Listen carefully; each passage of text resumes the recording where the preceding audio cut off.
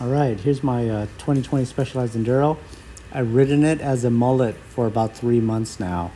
It's got a 190 millimeter fork up front and about 180 millimeters of travel out back. I've long stroked the shock a little bit. I really like the setup.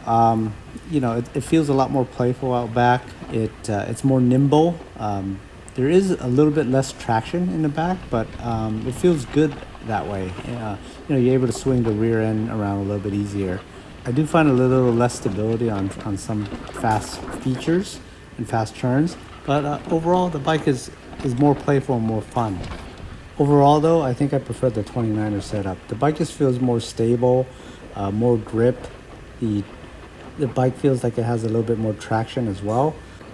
I think one of the worst things about the Mullet is the climbing. Um, with that WRP Mullet link, it actually brings the leverage rate up a little bit higher on the initial stroke, so it's a little bit more active off the top, which is good for traction, but it didn't really translate to more traction. And part of that is due to the smaller wheel. So I'm going to go back to a 29er setup. I actually might sell this bike and get something different. I'm pretty interested in that new Norco range, that high pivot Norco range.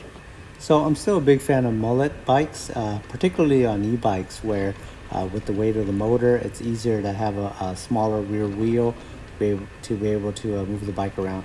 But on a acoustic bike, full 29er is just fine as long as you don't have any issues with clearance of that rear wheel. If you're a slightly taller rider or have longer legs, you're not really going to have too much issues with that.